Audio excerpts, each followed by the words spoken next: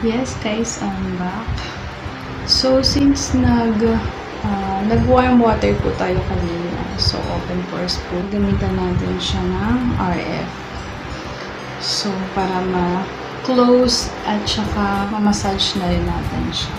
Yung bago kong ginagamit is yung aloe vera hydrogel ng Medihil.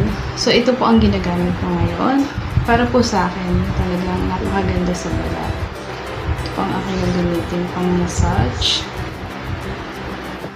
And then, after natin lagyan ng gel, so buksan na natin yung ating RF. So, dito muna tayo sa red. Nasa 3rd level po ako. Alam niyo guys, malaking tulong sa akin tong RF ko. Tsaka pag meron akong pimples, ginagamitan ko agad ng RF. Ang nangyayari, hindi siya tumutuloy. Natutuyo siya agad. Ayan. So, mamaya, gagamitan ko po ng color blue, which is pang dry po ng pimples. Yung color blue LED. So, ang sarap gamitin na itong aloe vera gel na ito. Ang sarap niyang gamitin kasi unang-una napakabango niya. So, refreshing talaga yung amoy niya. Napaka-refreshing. And then,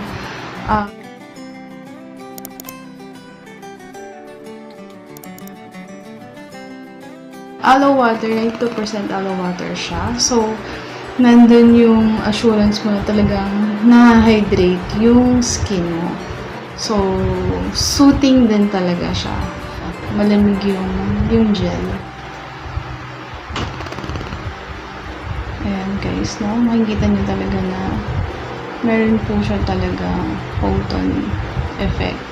Okay, pinatay ko. Papalitan natin siya ng color blue para hindi sa aking pimples. Dito po, sa area na ito meron.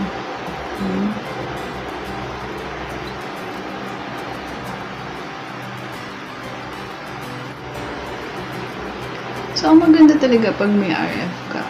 Minamasahe niya at the same time pumapasok sa loob yung gel. So, yun ang maganda kapag meron ka nitong RF. For anti-aging, sa mga acne prone. Pero please lang guys, bago po kayo mag-try nitong instrument na ito, make sure po na magre-research kayo about the instrument. Magtatanong po kayo sa dermatologist nyo kung pwede po kayong gumamit nito. Like ako, hindi naman po ako basta-basta bumili nito. So, nag-research din po ako. At the same time, nag-iingat din po ako. Ayan, meron din po ako dito sa noo. Maliit lang naman. Massage. Alam niyo guys, ang sarap dito sa noo, iwanan. Kasi, alam mo yun, parang sinasanction niya yung forehead niya. Talagang minamasahe niya talaga ng matulog. Before nakikiliti ako, may natutuwa ako sa kanila. Ang sarap. Ang sarap ng feeling. Try naman po natin yung ibang color. So, try naman natin itong orange. Orange or yellow. I think yellow is for whitening din. And, ang ganda po ng mask na ginawa ko. Sobrang smooth po ng balat. Na-partneran pa po ng RF. At na-partneran po ng isang magandang gel.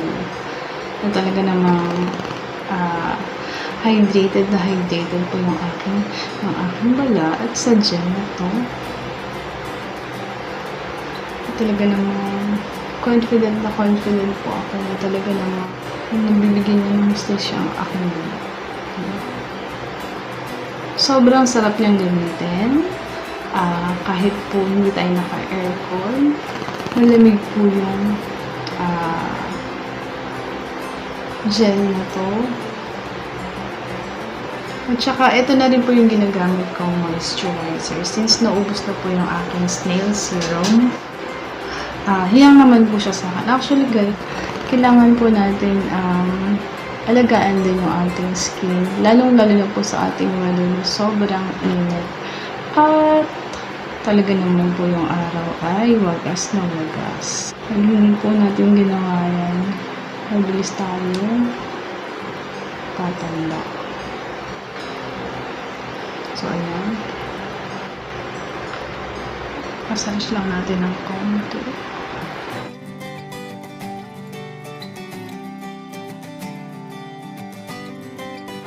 Since kanina po ay nag-warm water ako, so open pores po siya ngayon. So, para naman po siya ma-close, kailangan po natin gumamit ng cold hammer or kung wala po kayong cold hammer, pwede naman pong ice na lang.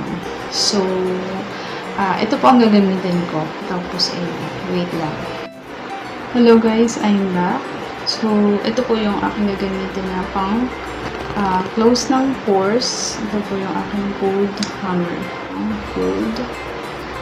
So, ilagay natin siya sa top level. Lumig na level. So, ito po ay 5 minutes lang. Automatic, mamatay na po siya.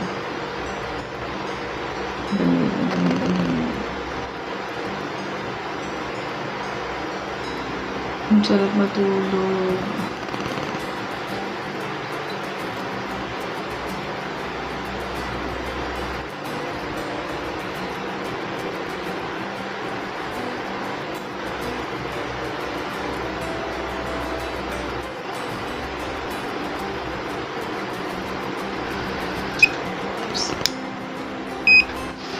There you go, guys. I'm so done. I'm so done with my nighttime routine. So, ayan. Ayan na po yung aking skin.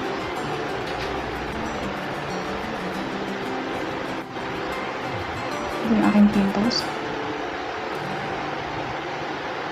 Na halos wala na rin.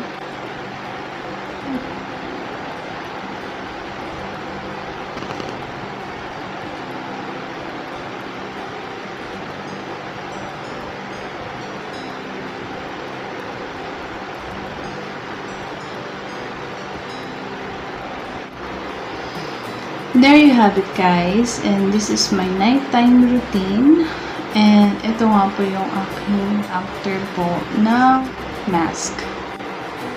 So for me, very satisfied po ako. 13 minutes po ang waiting time, and then after po nito, wash nyo lang po siya ng warm water. There you have it guys, thank you for watching, and see you po again sa susunod ko pong mga video. Take care, God bless, and bye!